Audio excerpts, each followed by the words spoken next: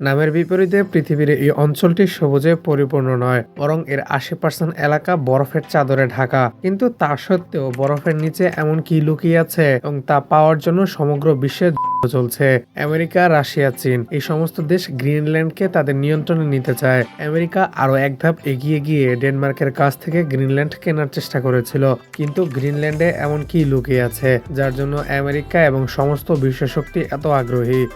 বরফের দেশ Greenland. Canada এবং আমেরিকার কাছে আর্কটিক মহাসাগরে অবস্থিত গ্রিনল্যান্ড এখন ডেনমার্কের অধীনে। এই ছোট্ট একটি ইউরোপীয় দেশ যা এটিকে উপনিবেশ করেছিল।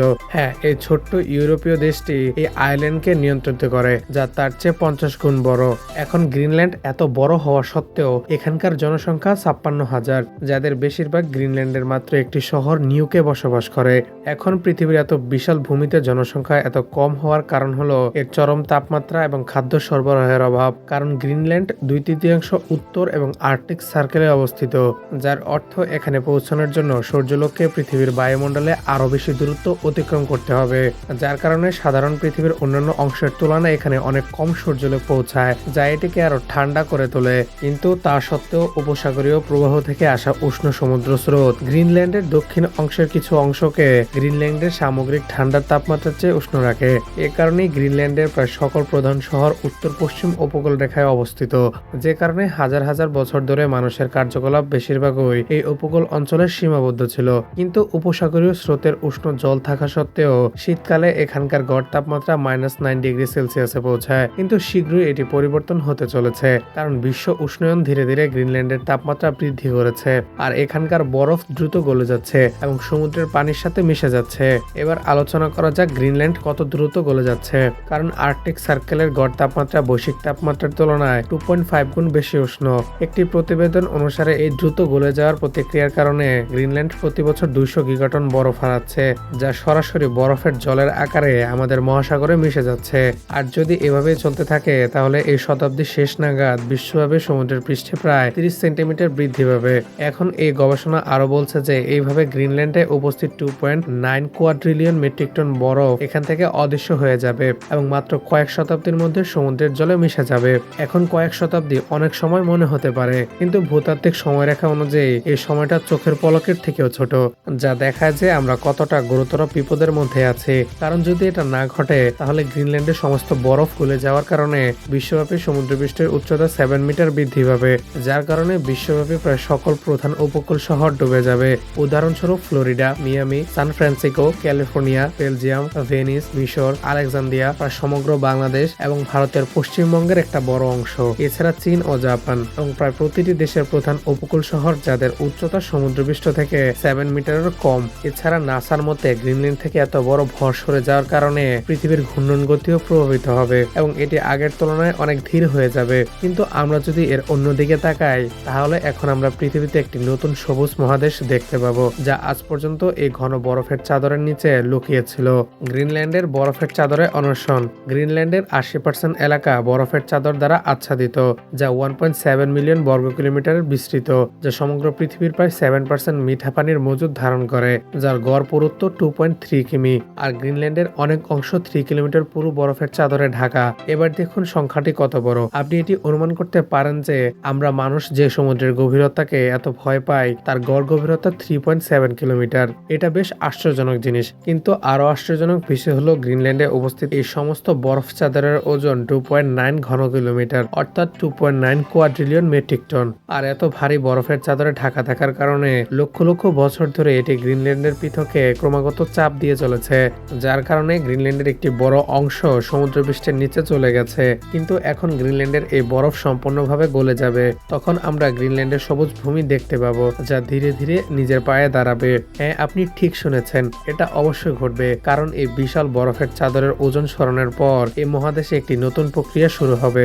যাকে বলা হয় আইসোটিক রিবাউন্ড। আইসোটিক রিবাউন্ড হলো এমন একটি প্রক্রিয়া যেখানে অনেক অঞ্চল যেখানে বরফের আগে অনেক বরফ জমা ছিল, এই ওজনের কারণে ভূমির একটি অংশ নিচের দিকে ডুবে যায়। কিন্তু পরে যখন পৃথিবী উষ্ণ হয়ে উঠবে তখন ওই অঞ্চল থেকে বরফ সরে গিয়ে তখন সেখানকার ভূমি আবার ধীরে ধীরে মহাদেশীয় প্রত্যাবর্তনের মাধ্যমে উপরে উঠতে শুরু করে।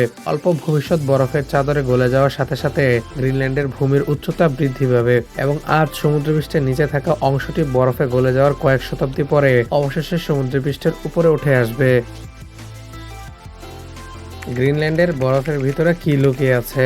গ্রিনল্যান্ডের বিভিন্ন স্থানে বরফে সময় আমরা কয়েক হাজার ফুট নিচে 33 থেকে 56 মিলিয়ন বছর বয়সী বরফ খুঁজে পেয়েছি, এবং যেটি আপনাকে কিছুক্ষণ আগে বলেছিলাম, গ্রিনল্যান্ডের 80% এলাকা সম্পূর্ণরূপে এই হাজার হাজার বরফে ঢাকা।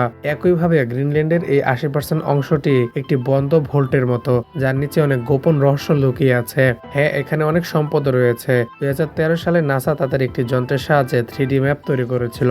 800 মিটার গভীর, 700 কিলোমিটার দীর্ঘ এবং 10 কিলোমিটার প্রশস্ত এই জায়গাটি এখন পর্যন্ত পৃথিবীতে আবিষ্কৃত হওয়া বিশ্বের বৃহত্তম ক্যানিয়ন। গ্রিনল্যান্ডে কয়েক কিলোমিটারে পুরো বরফের নিচে চাপা পড়ে থাকা এই গিরিখাতটির নামকরণ করেছে বিজ্ঞানীরা। গ্রিনল্যান্ডের এই গিরিখাতটি পৃথিবীর বৃহত্তম গিরিখাত ইয়ারলাং সাংপো গ্র্যান্ড ক্যানিয়নের চেয়ে 254 মিটার দীর্ঘ।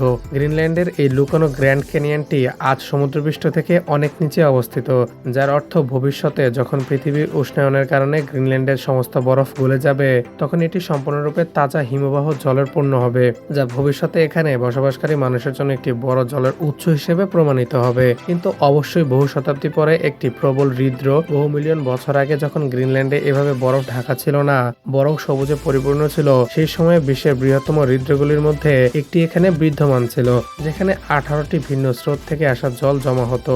রাডার থেকে প্রাপ্ত 3D মানচিত্রের পরিমাপ দ্বারা এটি প্রকাশ পায়। এই আদিম হ্রদটি 250 মিটার গভীর ছিল, যা আজ 1.8 কিলোমিটার পুরো বরফের চাদরের নিচে চাপা পড়ে আছে। রাডার দিয়ে গ্রিনল্যান্ডের ম্যাপিং এর সময় বিজ্ঞানীরা এখানে দুটি বড় গর্ত খুঁজে পেয়েছিলেন, এবং অনুমান অনুসারে প্রায় 58 মিলিয়ন বছর আগে এগুলো পৃথিবীর সাথে লিপ্ত হয়েছিল। একসময় গ্রিনল্যান্ড ছিল সবুজ এলাকা, কিন্তু আজ এই দুটি গর্তই প্রায় 930 মিটার পুরো বরফের চাদরের নিচে অবস্থিত, যার মধ্যে প্রথম 31 কিলোমিটার প্রশস্ত গর্তটি ছিল গ্রিনল্যান্ডের উত্তর পশ্চিম অঞ্চলে হিয়া ভাতানের নিচে অবস্থিত, যেখানে দ্বিতীয়টি 36 কিলোমিটার বৃহত্তম গর্তটি প্রথমটির থেকে 183 কিলোমিটার দূরে অবস্থিত। নিখুঁতভাবে সংরক্ষিত জীবাশ্ম উদ্ভিদ। গ্রিনল্যান্ডের কিছু কিছু অঞ্চলে দেখা যাচ্ছে যে বরফ গলে যাওয়ার সাথে সাথে আমরা বরফের নিচে লুকিয়ে থাকা অনেক বড় গাছ দেখতে পাচ্ছি। এছাড়া 2017 সালে যখন ঘাটির জন্য কাজ চলছিল, তখন বিজ্ঞানীরা এখানে করার সময় অনেক কিছু নিখুঁতভাবে সংরক্ষিত উদ্ভিদ এবং গাছের জীবাশ্ম খুঁজে পেয়েছিলেন, যা কয়েক মিলিয়ন বছর পুরনো। আর এটা প্রমাণ করে যে লক্ষ লক্ষ বছর আগে গ্রিনল্যান্ডে গাছপালা এবং বন ছিল।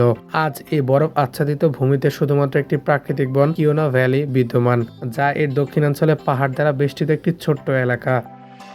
গ্রিনল্যান্ডের প্রাকৃতিক সম্পদ একটি ভূকৌশল পরিবর্তনকারী, তাই গ্রিনল্যান্ডের নিচে সবচেয়ে আকর্ষণীয় বিষয় হলো প্রাকৃতিক সম্পদ, বিশেষ করে হাইড্রোকার্বন এবং বিরল পৃথিবীর উৎপাদন।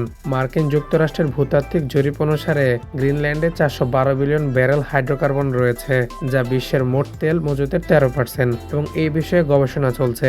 সেখানে বলা হয়েছে যে এখানে 30% অনাবিষ্কৃত প্রাকৃতিক গ্যাসের মজুদ রয়েছে।